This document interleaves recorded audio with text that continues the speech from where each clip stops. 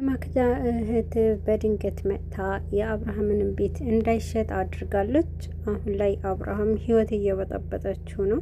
ከመጀመሪያውም ጀምረሽ ህይወት ያበላሽተሽዋል፣ ይበቃሻል እያለ ነበረ። በዚህ ጊዜ ግን ማርኮ በጣም ደስተኛ ሆኖ ነበረ። አብርሃም በፈለገው መንገድ ቤቱንም ባለመሸጡ በጣም ደስተኛ አድርጎት ነበረና አብርሃም ግን የማክዳ እህት መመለሷና ቤቱንም እንዳይሸጥ የከለከለችበትን ጉዳይ በጣም ተናዶ ነበርና ልጄንማ መቼም ቢሆን በልጄ ከመጣሽብኝ መቼም ቢሆን አላርፍም ብለዋል። ማክዳ አሁን ሁሉንም ነገር ለልጄ እናገራለሁ ብላ አስባ ነበርና ግን መልሳ ወደ ኋላ አሸሽጋለች። ማርኮ ደስተኛ ሆኖ ከአብርሃም ጋር ወደ ቤት ተመልሰዋል። በዚህ ሰዓት ማርኮ በጣም ደስ እያለውን ነው። ይህ ቤትማ በእኔ መንገድ ነው የሚሸጠውና እኔ ነኝ ሁሉንም ነገር የማስተካክለው ብለዋል። ማክዳንም እህቷ በመከልከሏ አብርሃም ቢገፋውም ግን ደግሞ ማርኮንም ይቅርታ ጠይቆታል አብርሃም። ማርኮ ግን በዚህን ጊዜ የልዩ እህት በመጥፋቷ ለመፈለግ ለመሄድ ካልፈለከኝ ሊሄድ ብሎት ነበረ። በዚህ ሰዓት እንዲሄድ ፈቅዶለታል። በደስታ በሚሄድበት ሰዓት ማርኮንም አቁሞታል። ይቅርታ አድርግልኝና ስሜታዊ ሆኜ ነው በጣም ብዙ ተናግሬሃለሁ ብሏታል። እና ደግሞ ካሁን በኋላ የፈለግከው ነገር አንተ በዚህ ቤት ሁሉ ሙሉ አላፍትና ሰጥቼሃለሁ ብሎታል። አሁን ላይ ማርኮ በጣም ተደሳስቷል። አብርሃም የቤቱንም ጉዳይ ለማርኮ አሳልፎ ሰጥቶታል። ሌላ ሰውም አልፈልግም እና አንተ ማሳካት ትችላለህ ብሎታል። በጣም ደስተኛ ሆኗል። ወደ ቤት ሲመጣ አብርሃምም ግን ልዩ የሆነ ዝግጅት የቤቱ ሁሉ አላፍትና ከሰጠው በኋላ አሁን ላይ በቃ በእጅ ገብቷል ብሏል። ወደ ስራው ተመልሷል። የልዩ እህት ጠፍታለችና አሁን ላይ ሲኖ ከገቷት ቦታ አምልጣለች። ሲኖንም ሲያገኘው በጣም እየደበደበው ነበረ። እንዴት አንድች ቆርቆሮ ሆነች ሴት ልጅ ታመልጣለች ብሎ በጣም ሲመታው ነበርና ይቅርታ አድርግልኝ አለቃ አጥምዳኝ ነው ብሎታል። በዚህን ጊዜ ግን እሱ ማመን አልፈለገም። በጣም ሲመታው ነበርና ደብድቦታል። በመጨረሻ ግን በቃ ክንዴ እያለ ሲኖም በጣም በንዴት ማርኮንም አዋርቶታል። በዚህን ሰዓት ጥይት አንስቶ ሊበሳው ፈልጎ ነበርና ይቅርታ አድርግልኝ ይቅር በለኝ ብሎ ተመልሷል። ግን ደግሞ በፍጥነት እንድታገኛት ፈልጋለሁ ብሎታል። እሺ እንፈልጋታለን ብለው ነበረ። ሲኖና ማርኮም እየፈለጓት ነበረ። ርቃ እንደማትሄድ በጣም እርግጠኛ ነበሩ። ስልኳና ሁሉ ነገሯ ብርም እንዳልያዘች ሲኖ እርግጠኛ ሆኖ ለማርኮ ነግሮታል። ማርኮም ይሄ ነገር ካወቀ በኋላ በቃ ስለዚህ ወዴትም መሄድ አትችልም፣ የትም ብትሄድ እንኳን አገኛታለሁ፣ ይበልጥ ግን አንተ ፈጥነክ እጄ ውስጥ አስገባት ብሎታል። በዚህን ጊዜ አሁን ላይ የርብቃ ስልክ አልመለስ ብለዋታል። በጣም ስታለቅስ ነበረ። ፍቅረኛዋ ኤፍ አለመመለሱ በጣም አስጨንቋት ነበረ። በጣም ስታለቅስም ቆይታለች። ብሩንም እንዲህ ያስተካክልላት ከነገረችው በኋላ ልዩ ደርሳባታለች። በትንሽ ጊዜ ውስጥ ልዩ ስታለቅስ ርብቃን ካየቻት በኋላ መልሳ ልዩንም ላለማስጨነቅ ምንም አይደለም እያለች ለማስመሰል ሞክራ ነበረ። የርብቃ ሁኔታ አስጨንቋታል። ልዩ ምንድነው የተፈጠረው? የሆንሽውን አሁን በአሁን እያለቀሽ አልነበረም እንዴ ብለዋታል። አሁን ላይ እቤት አብርሃም ወደ ቤት በሚመጣ ሰዓት ቤቱ ፏ አድርጋ ጠብቀዋለች። ቤቱንም አሳምራ እየጠበቀችው ነበረ ዲና። አብርሃም በጣም ተደናግጠዋል። ምንድነው የተፈጠረው ብሏል።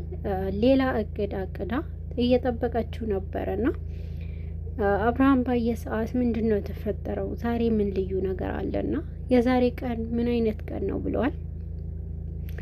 የኔ ፍቅር አባይ ያለች በጣም ደስተኛ እንዲሆን አድርገው ነበርና ታዲያ ምንድነው ለዚህ የሚከበርበትንም ጉዳይ ምን እንደሆነ ንገሪኝ ብለዋታል። ጉዳዩ ሁሉንም ልደቴ ነው ወይስ አንቨርሰሪያችን ነው እያላት ነበርና ምንም ግዴታ እኔ እናንተ ፍቅር ለማስታወስ የኔ እናንተ ፍቅር ጊዜ ለማሳለፍ ምንም መሆን የለበትም እያለች ስታታልለው ነበረ። በውስጧ እኔ አሁንም ድጋሚ የመጀመሪያ እቅዶቼንም የማሳካብክ ወደ መጀመሪያውንም ስራዬ አንተን እጅ ውስጥ ላስገባህ ያቀድኩበት ቀን ነው ብላለች። አሁንም ዲና መጥፎ ነገር አብርሃምንም ለማድረግ ዝግጁ ሆናለች ማለት ነው። በቤት ሆነው ከዲና ጋር ዲናና ማርኮ አብርሃም ከዲና ጋር እየተጋጩ ነበረ። እየጠጣች ነው። ለምንድን ነው የምትጠጪው? ላንቺ እኮ ለጤናሽ ጥሩ አይደለም፣ መጠጣት የለብሽም ብለዋታል። እስኪ ዝም በል አሁን እስኪ ትንሽ መጠጣት ችግር የለም ብለዋለች። አብርሃም በጭራሽ አልፈቀደላትም ነበረ። በራሷ ፍቃድ ለመጠጣት ሞክራለች። ግን ደግሞ አብርሃም በጊዜ መተኛት አለብንና ነጌ ብሏታል። ምንድን ነው ነገ የተለየ ነገር አለ እንዴ ብለዋለች። በዚህ ሰዓት ምንም የተለየ ነገር ባይኖሩም ቀጠሮ አለን፣ ነገ ወደ ሐኪም ቤት እንሄዳለን ብለዋታል። በጣም ደንግጣለች። ምንድን ነው የተፈጠረ? ወደ ሐኪም ቤት ለምንድን ነው የምንሄደው? አንተ አታምነኝም? አሁንም እዛው ጥርጣሬ ውስጥ ነህ እንዴ ብለዋለች። በዚህ ሰዓት እንደዛ እያልኩሽ አይደለም፣ ግን ደግሞ ብዬሻለው ያለው ነገር ይሄ ነው ብሏት ነበረ። በሁለቱ መሀል ግጭት ውስጥ ገብተዋል። አብርሃም ወደ ክፍሉ ሄደዋል። ዲና ከማርኮ ጋር ጊዜ ለማሳለፍ ድጋሚ አብርሃም እንደተኛ ካወቀች በኋላ ከማርኮ ጋር አሁን ላይ ከማርኮ ጋር የፍቅር ጊዜዋን ለማሳለፍ እየሞከረች ነበረ።